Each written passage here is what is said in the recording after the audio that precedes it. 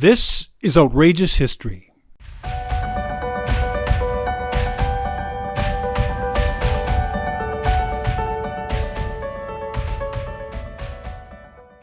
Hello, I'm Ernest Granson, and welcome to Outrageous History. Somewhere, the world's most expensive painting hangs on the wall of an extremely rich person's mansion. Or maybe it's sitting on the floor of a climate-controlled storage area packed in a container.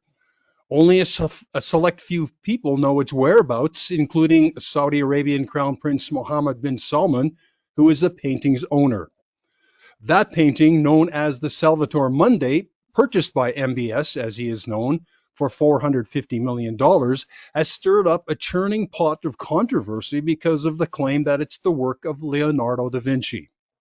A claim that has been analyzed, authenticated, confirmed, highly questioned, dismissed, and discussed by experts, art dealers, high-priced auction houses, and everybody fascinated by Leonardo da Vinci. Art critic, documentary filmmaker, and visiting fellow at the Warburg Institute in London, Ben Lewis, has written a comprehensive history of the painting and its complicated journey. But in Lewis's book, The Last Leonardo, The Secret Lives of the World's Most Expensive Painting, he not only discusses the Salvator Mundi, but he exposes the questionable world of the upscale art market, a world that operates mainly in secret and, in many respects, at arm's length from actual art itself. Ben joins us today from London. Ben, thanks very much for taking time away from your busy schedule to talk to us today. Thanks for having me on your show. Ben, Leonardo da Vinci is a fascinating historical individual, and the history of the Salvator Mundi painting associated with him is just as fascinating. But for somebody like me as an amateur, what's even more curious is how that particular painting became so captivating for buyers and the public. But as your book explains, there's many reasons for why a painting and its creator are considered valuable. What is it about Da Vinci and this painting that's made it so valuable and so compelling? Well, an undiscovered new Leonardo da Vinci painting doesn't come on the market very often. I think the last time was about 100 years ago, and the Tsar of Russia bought one for $1.5 million, which was an enormous price to pay at the beginning of the 20th century. So, so there's this newly discovered, there's this brand new, apparently brand new, previously, unavailable Leonardo da Vinci for sale. And, there are only 14 paintings that are unequivocally attributed to Leonardo da Vinci, and probably only 20 odd that are equivocally attributed, if you sort of add in the ones that might be by him. So a Leonardo da Vinci picture is very, very rare. So add into that since the beginning of the 20th century, Leonardo's sort of risen in the top 10 of Renaissance artists. He used to be sort of number 3 behind Michelangelo and Raphael, and now he's more or less, to put it simply, at the number 1 slot. And he's regarded as the greatest, not just the greatest artist of all time, but one of the greatest human beings of all time. Somebody who's fused the sort of creativity of art with the sort of knowledge and research of science. So, greatest human being who's ever lived. New picture just discovered by him hasn't never been seen before in public, at least not since 1900. Oh my God, lots of excitement. Well, as you pointed out in your book, for Leonardo, as you wrote, something had to be understood before it could be drawn. Would you say that is what distinguishes him from other highly regarded painters on how they approach their work? Well, other painters in the Renaissance, let's stick to the Renaissance rather than look at the entire history of art, because that's quite a challenge. But in terms of the Renaissance, yes, other artists dissected corpses. No other artist dissected as many corpses with as great enthusiasm as Leonardo da Vinci. And this was somebody who wanted to know, how everything worked, how the human body worked on the inside. Was it, how did the machine work? This was a guy who designed machines as well, war machines. among other things. Um, so he was what distinguishes Leonardo really was that he was a sort of, as Kenneth Clark, the great historian, said, he was the most curious man who ever lived, which does not mean there was something really odd about him. It means that he had a huge amount of curiosity and was just fascinated by the world. And he was a great scientist, but he was also like, the ultimate geek. There was nothing that escaped his attention. One day he'd be designing, planes and parachutes, and the next day he'd be taking notes, trying to work out why dogs sniffed each other's bottoms. I mean, it must have been an amazing guy to sit down with. Well, okay, let's talk about the painting here in question, which is known as the Saudi Salvator Mundi after the most recent owner. So you described how the painting was actually produced, and when I say produced, I mean not just how the paint was applied by the artist's hand, but onto what surface it was applied and what type of medium, because that would be critical for the ongoing condition of the painting and to whom it would be attributed. Was there Yeah. anything unusual about how this painting was created? Everything goes in two ways with the Salvator Mundi, right? The reason the art historical community is split over whether it's an authentic Leonardo or not, and the reason why I often change my mind about all that is because all the evidence can be interpreted two different ways, which sort of makes the game of analyzing the picture quite very entertaining. So, okay, fact one, it's painted on walnut wood. Now, that walnut wood, okay, was mostly used by artists in Milan and the environs in the sort of Italian area of Lombardy, right? And by Leonardo. Leonardo liked walnut wood. He used it on a number of other pictures. There's a couple of other versions of the Salvator Mundi also on walnut wood. His assistants used walnut wood. So the fact that it's painted on walnut wood kind of really places it in the heart of Leonardo's studio, right? Except that this walnut wood has a really great knot in it, right? And so the question then arises, would somebody who took as much care with his materials, with how he painted, wrote down all the processes and taught other people about it, would he ever have used such a rubbish piece of wood to paint a picture on? It starts there, and it carries on. Uh, One of the key words, or maybe even the key word in this whole story is provenance, essentially the history of the painting. Can you tell us Yes. about the ingredients that make up provenance and how it affects the overall value of the painting? Well, if you're doing art history these days, who painted it? Who's the artist? What's the style? What's the subject matter? When did it occur? When did he paint it in his career? He or she or they? All that stuff. And then there's something else that's quite important, which is the history of collecting. It's particularly important if you're buying and selling pictures because you want to know who else owned this picture and how far back can it be traced, right? And Hmm. that adds to the value of the picture and it adds to one's knowledge about the picture. Particularly when you're dealing with this kind of picture, it's not signed, it's not dated, it's very damaged, just like Hmm. hundreds of other pictures from that period of time. Pictures from that period of time, often not dated, often not signed, often in very bad condition, after 500 years. So how do we know it's a Leonardo? Well, I guess if it was a Leonardo, an important person would have bought it, right? So that's why, this sort of conjecture has emerged, this theory put forward by the dealers who owned the painting, and then by National Gallery in London and by Christie's, that it was in the collection of the French king, and then it was taken to prison. It Hmm. was in the collection of Charles I, and here it is in this list, 1639, or I think that's when it was, or 1641, the king's been executed, and now we're going to sell all his stuff. And oh look, there's a Salvator Mundi there, right? That's where it started. Well, maybe we don't know.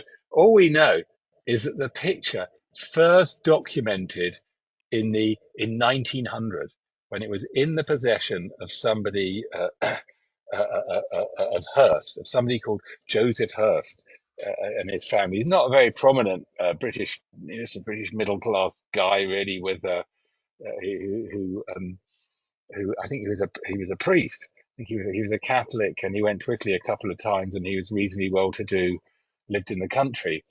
1900. Anyway, Joseph Hearst dies, and few of his pictures come up for he put his relatives put his pictures up for auction at Christie's in 1900, and there is the Salvator Mundi, attributed not to Salvator Mundi, but attributed not to Leonardo, but to one of his assistants, Bernardino Luini, and it sold. It was bought by Sir Francis Cook, or an agent for Sir Francis Cook, a big wealthy British collector, and that's and then it was photographed in around 1907, I think. That's the first photograph of it. So really, any time before that, we got no idea where the picture was. You know, and there's lots of different versions of the Salvator Mundi. There's lots of different versions of it. How do we know this is the one by Leonardo? Well, one way to do it is to analyze the style, but the other way is to try and trace its history back to see if you can come up with a plausible theory, which would trace it back in time to the artist's studio and then through various collectors, various owners, up to the British owner.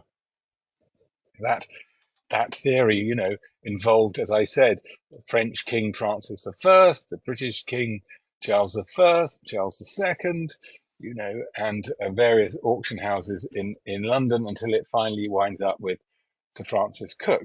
But everything before Sir Francis Cook is just speculation. And you spoke about photographs. You pointed out that they play a major part in provenance currently, because prior to photographs being used, descriptions of those paintings could be really vague. Yeah, I mean, great Renaissance masters like Leonardo had workshops, and the master would paint, an original, if you like, or devise a composition sometimes, not paint it. And then all his assistants would go off and paint copies of it or different versions of it, right? So the Saudi Salvator Mundi, it does not exist as the only version of a Salvator Mundi coming out of Leonardo's studio or painted in Leonardo's style. And there are around 20 of them, right?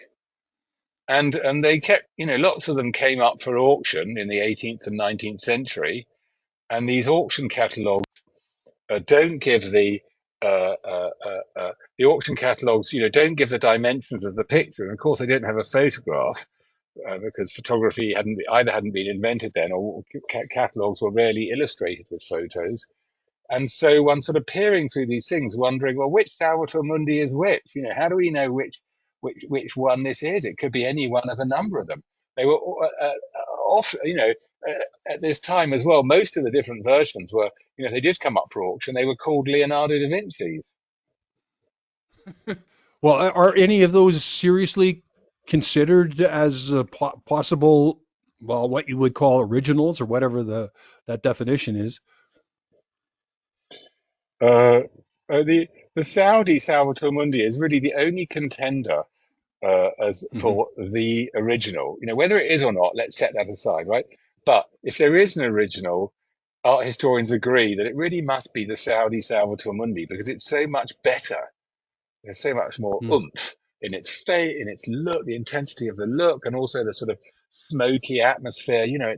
It's got that sort of Leonardo power, that punch, and the serenity. And so, but if there was an original, that would be the original. But Leonardo's assistants could also paint pretty well, and it was quite unusual for Leonardo to paint such a simple image. And there's no contemporary documents in Leonardo, that mention this painting from Leonardo's lifetime.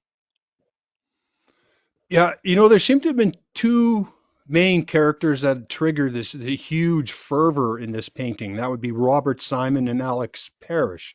Of course, there were any number of others who played prominent roles, but first, can you tell us about these two? Well, Robert Simon and Alex Parrish found the picture, in 2005, right? They are art dealers and art dealers for old master paintings, right? And what the heart of the old master dealing is about is looking for sleepers, right? And the sleeper is Mm. basically a picture that is much better than the person selling it to you thinks it is. So, you might have the person selling you the Leonardo, the Salvator Mundi, might think it's a 19th century copy, you know, okay, worth a couple of $1,000 maybe. So he puts it in the auction for $2,000. Then you come along, you're the art dealer, the old master's art, you go, that looks a bit better than a copy. That looks like it could come from Leonardo's studio, in which case you can add a zero or two to your $2,000 Mm. or more. I'll put in a bid for that, right? Or, I mean, holy smokes! Supposing the guy selling it to you thinks it's a copy, but actually you think it might be a real Leonardo. then, then you can add about six or seven zeros to the three that might be at the end of it. So anyway, Alex Parrish spotted this picture. His friend rang up Robert Simon. Was in the auction for $1,000. They didn't. Neither of them wanted to risk $1,000 on a picture that could be a crappy copy. Very bad condition. God knows what it is. So they decided to go halves on it, which is quite funny. Their investment was $500 each. 2000, they bid for it at this auction. It seems that no one else bid. It was a little auction house in Louisiana, the St. Charles Auction Gallery. It seems no one else was bidding. They bid by phone, and they got it for $1,000 plus fees. Yeah, so a picture that was sold 12 years later for $450 million, they actually bought for $1,000 plus $150 fees. Really quite. I mean, it was the steal of the century. It was a bargain. It was the bargain of the millennium, perhaps we should say. Even though the millennium has barely begun. Well, so Martin Kemp, who you called Mr. Leonardo in your book, he's another high profile player in, well, the attribution game. He was called upon by Robert Simon to analyze that painting. And in a recent blog that I read by Kemp, it was from November of 2022, he complained about the fact that the painting generated all this huge amount of news because some people contended that it was not, in fact, an original Da Vinci.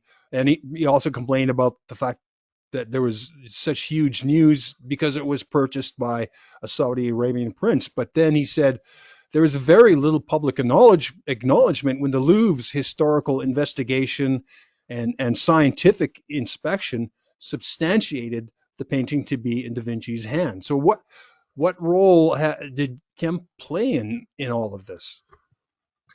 Well, the Louvre never published the booklet they put together, authenticating the Salvator Mundi as an autographed Leonardo, as opposed to a picture from his workshop. Right? They never published that Mhm. booklet, and it's typical of the kind of you know biased thinking of Martin Kemp and the Robert Simon, Alex Parrish, and the other enthusiasts for the Salvator Mundi that they omit Mm. these a, a key point like that. You Mm. know, um, Mm. they're very keen to tell you that actually there's all art historians agree this is an autographed Salvator Mundi. They don't. But if you add up who's for it and who's against it, you at best you come up with 50-50. Anyway, but so Martin is Mr. Leonardo. He is a highly regarded emeritus professor of art history from Oxford, who wrote a great book about Leonardo in the 80s. It's gone into several reprints, and he's busied himself, with many papers, scholarly articles, and organised many Leonardo exhibitions. So you kind of think, this is a guy you can trust. I mean, if there's anybody, whose opinion that should be it. Martin thinks it's a Leonardo, probably is. said, I said to you, everything goes in two ways, except professor, except. A few years ago, I can't remember if it was 2007 or before then. Martin Kemp authenticated as an autograph Leonardo a portrait drawing known as La Bella Principessa, which nobody these days thinks is a genuine Leonardo da Vinci at all. They think it's a late 19th century copy, probably, or imitation, not a copy, a Leonardo style drawing, an imitation, made in somewhere in Germany in the second half of the 19th century. So, in this game, everyone makes Hmm. mistakes. uh, so another major character in this scenario is Diane Modestini.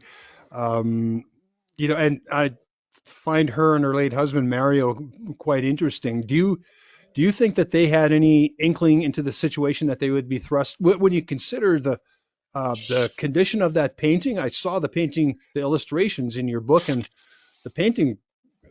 I don't know how she managed to do what she did to restore that. Yeah, no, some people think it's a bit more than restoration, Hmm. don't they? I mean, how far does she have to go to make that picture look that in the condition it looked when it was sold at Christie's in 2017? I mean, people have said it's a Leonardestini, I mean, but the discussion of like whether the restoration went too far or not. This is one of the sort of fault lines of art history, because you're saying, in a way, you're saying, did she do too much, right? Were her interventions acceptable, right? If she did too much, she's made a fake, right? She's basically painted up some piece of rubbish that isn't by Leonardo to look as much like a Leonardo as possible, right?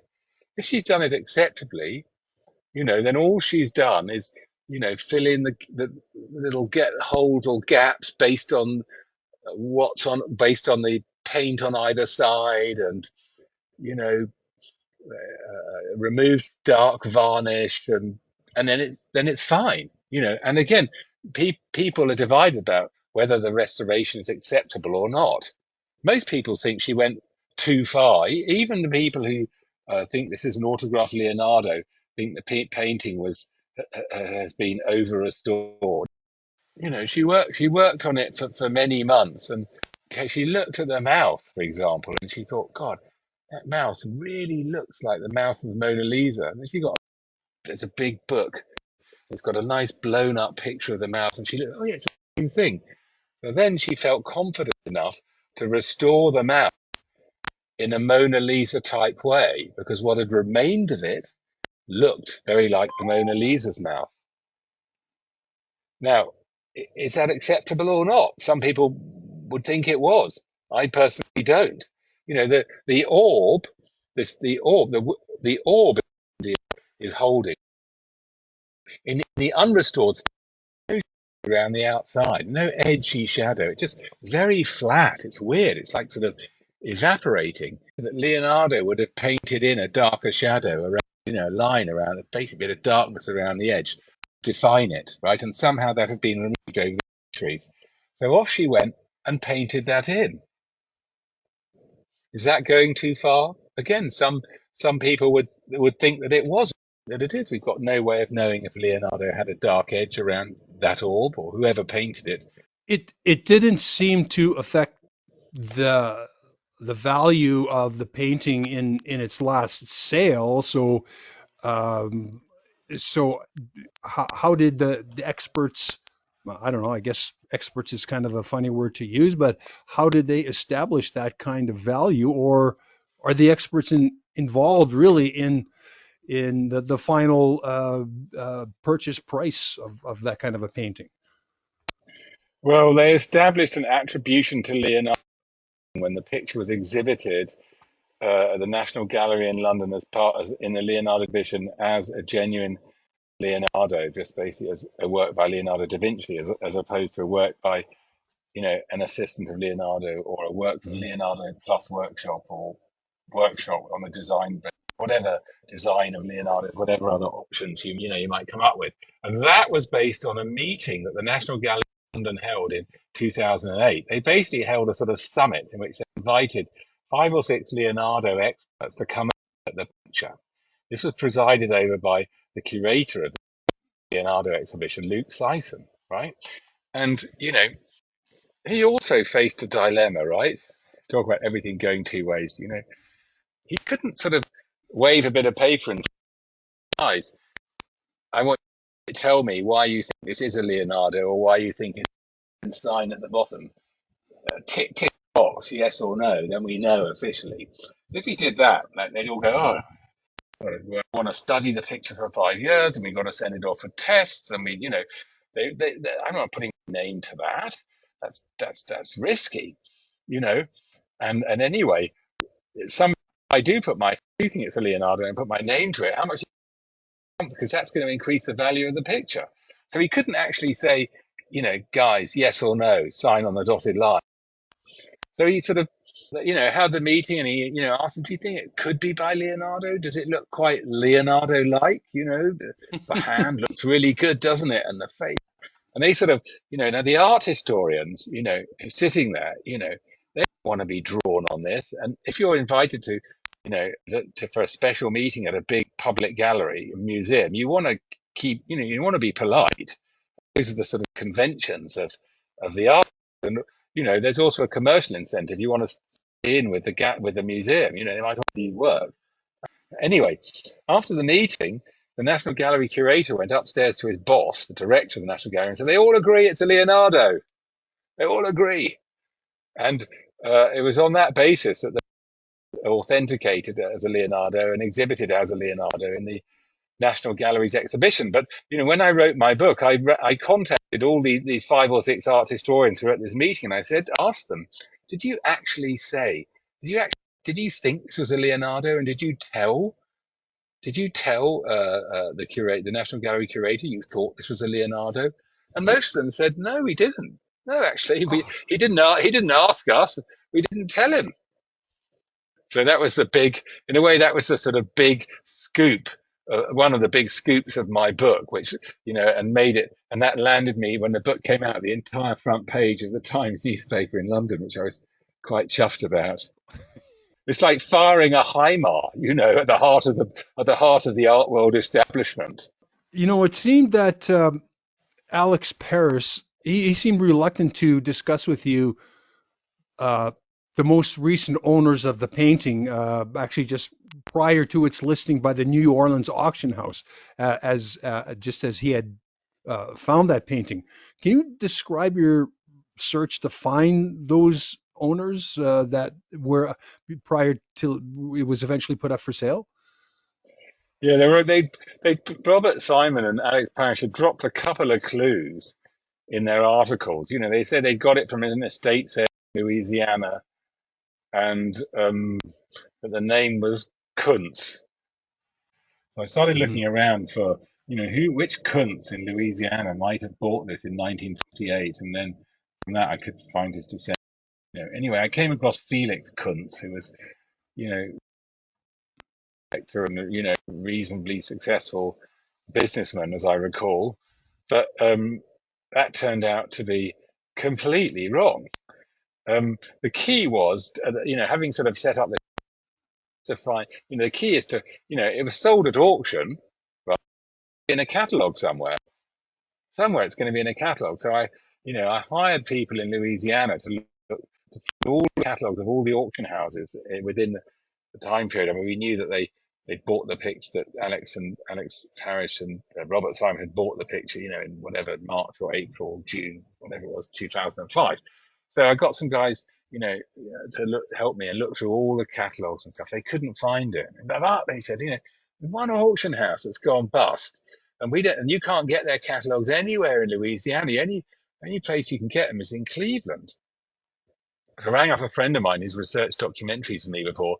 With luck would have it, he lived an hour outside Cleveland, So off he went in his car to the Cleveland Art Library and got the relevant catalogues of the St. Charles auction house. And after sort of 6 hours, he found the Salvator Mundi listed and illustrated in one of their catalogs, with an estimated price of whatever, $1,200.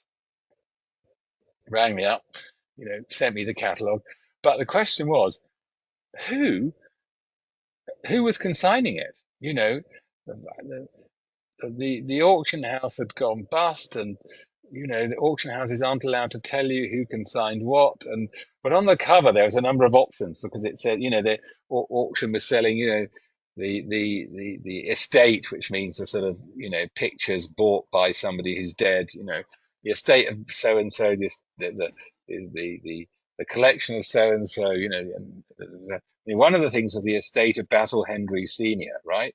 We rang up all the people on the cover who might have who were listed as consigners, if you like, to this auction. And anyway, eventually we eliminated everybody, and we got through to Basil Henry Senior on the phone, who amazingly, it seems, did not know that his picture had sold, a few for $450 million. And I wanted to interview him, but he's very difficult and uncooperative. I don't think his behavior was really in his best interest. I'm like, I can publicize it, and we can work on getting you some money from this sale. But it's just like, no, you've got to pay. If I give you an interview, you've got to pay me. And it was all a bit. It's all. I mean, I was sorry for him, because he obviously felt quite wounded by the fact that he'd been ripped off so badly. It's not right that the dealers didn't send any money back to him. It's legal, but it's not right. And he felt wounded and angry, and but also, he wasn't a worldly man, in the sense, you or I know our ways around the media or the art world or whatever. And he just didn't realize that I wasn't part of the consortium that had ripped him off. I was a writer who could have helped him, and but no, I was just somebody who maybe he could make. He thought he could sell an interview for $25 million or whatever. But I mean, doesn't work like Oh that. my gosh. Doesn't. If we consider the early part of the 16th century, when it's possible that the Salvator Mundi could have been created, to its acquisition by Simon in 2005, if we consider that that period as roughly a 500-year mystifying chunk of the painting's history, its period of history from 2005 to 2017, you could maybe call that turbulent. So how did the painting transform from this $1,200 gamble into an even bigger gamble of $450 million, which was paid by the prince? Well, they bought it in 2005 for $1,000 plus fees, right? Then they restored it. Diane Modestini restored it, right? Then then once they'd restored it, they got people they thought would like it to look at it. Then they attributed it. They got the attribution. National Gallery curator says, and they say, "Oh yeah, that looks like a Leonardo." Martin Kemp says, "That's a Leonardo." Whatever. Um, Mina Gregory, a couple of other people. Some people didn't voice an opinion. They showed it to the Metropolitan Museum curators, and they were like, they just kept thank you very much, and kept a stony silence. So you get it attributed, then they got it exhibited in one of the world's most prestigious art galleries, National Gallery in London, as a Leonardo. So okay, then they could attempt to sell it as a Leonardo, and Robert Simon calculated, based on sort of inflation and demand, that that his picture was worth 200 million. He started trying to sell it for 200 million, but no one was really interested in buying it. It went round, was offered to a few museums, and was offered in Europe and in the Gulf, and to and in Texas, and no one was prepared to pay 100 million, let alone 200 million, for his picture, for this Salvator Mundi, right? Until um, he entered into business with Sotheby's as an intermediary, and it was offered to this Russian oligarch called Dmitry Rybolovlev, a billionaire Russian oligarch who was at the time constructing a small collection of masterpieces, using as his agent and dealer a sort of low-profile Swiss art handler called Yves Bouvier. Yves Bouvier actually, had a big art storage place in Geneva Airport and dealt in art on the side. And Rybolovlev thought he could trust him and took him on as his sort of advisor. And Bouvier said, "Well, there's this picture here, that you might want to take a look at. It's been around a while. It's in terrible condition. I don't think it's particularly good, but you want a Leonardo, have a look at it." And Rybolovlev fell in love with the picture and bought it. Eventually, bought it from Robert Simon and Alex Parrish for 120 for $127.5 million. I'm missing out a little bit of a jiggle here because it was actually Bouvier bought it from Robert Simon and Alex Parrish for $80 million, right? Mm-hmm. Bouvier likes to mark up his pictures a lot. He knows that Rybolovlev has got a lot of money. Bouvier bought it one day for 80 million and sold it the next day for 127.5 million. So he made a Yeah. $50 million profit in a day. Absolutely extraordinary. The auction of the painting by the auction house is your description of it it's quite astonishing, especially for somebody like me who has limited knowledge of this, rarefied atmosphere. Can you give us a bit of a background on the involvement of the auction house and how these transactions are handled? For instance, you described the third party guarantees. Yeah, third-party guarantees, very common practice for expensive works of art, in the tens of millions, if not the hundreds of millions, just to give the auction house a bit of safety. Uh, the seller wants to be sure he's going to get a certain price, right, before he consigns the work, especially if it's a good one. He doesn't want to consign a work for 30 million and then find somebody's only bid 20 million, and that's not enough, and he has to take the work back. It sort of reduces the value of the work, right? Mm-hmm. So what he says is, I'll give you this work. You can sell this painting to me if you guarantee me, Christie's or Sotheby's or Phillips or whatever, if you guarantee me I'm going to get 50 million for it, right? And the auction houses don't want to take that often, not always, often don't want to take that risk themselves. So they then look around for somebody who, look, a billionaire or whatever. Would you can you guarantee 50 million for this work? If it doesn't sell, you get the work, right? And you don't have to pay us any fees. So you're getting the work at a bargain. Ah. You're getting 20. Mm-hmm. You're getting 20% off. If it does sell, right? Anything above your guarantee will split with you 50-50.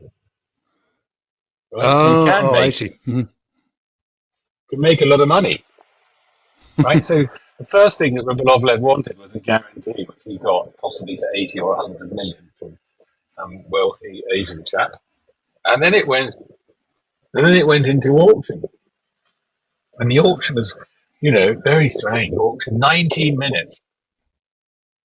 Third party guarantee might be like any other old auction for a 30, 40, $50 million worth of art, but the way this auction played out was not like that, right? Because um, there was there were several bid. There were several bid. It lasted 19 minutes. It's very long. There were several bidders in the room up to 200 million. So there seemed to be quite a number of people who wanted this picture, were prepared to pay 220 million for it. But after that, there were just two bidders, right? There were two. There was the underbidder and the winning bidder, both bidding anonymously via phone, right? So at the time, we didn't know who they were. And the behaviour of the underbidder was fine. That was perfectly normal. I'll bid another million. Each time the increment is a million or half a million. When you're above 200 million, your increment is going to be a million or half a million. Just going up, just going up. You didn't want to pay over the odds for it. But the other guy, was, there were three times when he whacked up. He bid an extra 10 million once, and then an extra 17 million. And when he put the winning bid in, the thing was only at 370, and he said, "I'll pay 400." At that point, the underbidder gave up. So it's very odd Hmm. to be so loose with your money, even if you're that rich. It's very odd to be so loose with your money that you're prepared to, pay 30 million more than the other guy is prepared to, just for the, sake of, I don't know, ending the auction, getting the piece, showing off, whatever. It's as if money's no object, and which for which people in the world for which people in the world is money really no object more than for any other people? Hmm. How's Hmm. this out?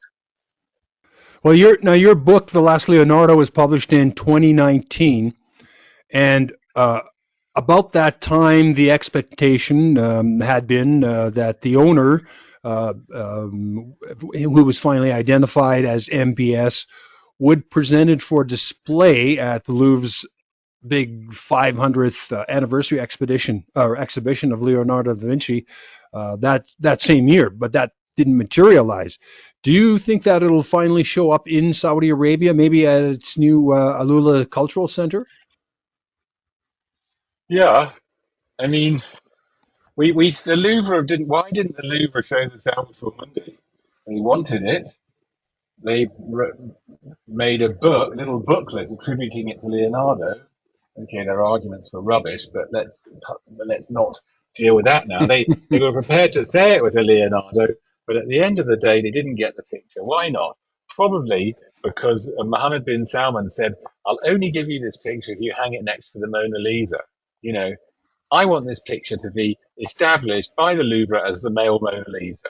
This is, which will show what a great important person I am, and what a great cultural leader I am in the Gulf and in Saudi Arabia, and that will be the sort of the icon of all these museums I'm building. But the Louvre balked at that. Okay, we're prepared to say it's a Leonardo, but we're really not prepared to say it's as good as the Mona Lisa. It doesn't have the same provenance as the Mona Lisa. It's not documented in Leonardo's studio like the Mona Lisa is. You know, sorry, this is maybe it's not as good as the Mona Lisa. So Mohammed bin Salman then said, "Okay, I'm not going to give it to you." It's somewhere in Saudi now. I would have thought, either probably hanging on the wall of the palace, in an air-conditioned palace, but possibly in a storage facility. And I suppose at some point when he does build all these museums, and he's fine if he does, and when he finishes them, the Salvator Mundi will then be unveiled in one of them, and we can all go and pay homage on bended knee to his Leonardo da Vinci, if it is a Leonardo da Vinci. Uh, so finally, Ben, your book seems to tackle a far bigger picture than settling the attribution of just this painting. Considering how paintings were produced in the past, I guess you have to ask, what really is the definition of an original and that of a studio painted picture or a restoration? But you address even a more critical issue as you point out, today's art market where the rich are able to turn art into their own commodities. It's actually very similar to what the market's been over the centuries. So my question then is it possible to prevent those who steer this ship from obscuring any real meaning from a work of art except a symbol of excess? I mean, yeah, you can clean up the art world. You need to make the art market less opaque and more transparent. And actually, in the last, 5 or 6 years, great steps have been taken towards that. A cleaner place. You had you have these sort of various new laws from the OECD, European Union, and America, making art dealers subject to anti-money laundering regulations. So they have to do due diligence. They have to report dodgy buyers. They have to know who the owners of these of an anonymous shell company is. If they're buying the picture, all that's changed. That's a big improvement. The Feds have been going after Russian oligarchs who've been busting sanctions by buying works of art. Rotenberg's example of that. The Congress wrote a report. So the art market is becoming a more transparent place, and that is how you stop. That is how you stop the art. That is how you stop art from becoming a sort of shady tool for speculation. and just make the market transparent. And if somebody wants to pay $30 million for a work of art, fine, they're going to pay $30 million for a work of art. But let's make sure we know that the money is legit and that the buyer is above board. Well, it's been a wild ride for the Salvator Mundi through its history. Ben, the controversy that surrounds it, it's been kind of mystifying for those of us who only experience the art world, or well, the art market from the periphery. So we thank you for bringing some light to it. Now, you've written numerous books and articles about the art world and cultural in general, and I understand you're in the middle of another book. Are you able to give us a hint about what it's all about? I'm writing a book about a forger from Siena. Siena is a beautiful city in Tuscany, in Italy. A forger in Siena, active in the first half of the 20th century, who was a real rogue and a wonderful scoundrel, who ran rings around the art world, the art market, art historians, rich local aristocrats, multi-millionaire American collectors at the beginning of the 20th century, and even unfortunately dumb, impoverished farmers in the Sienese countryside.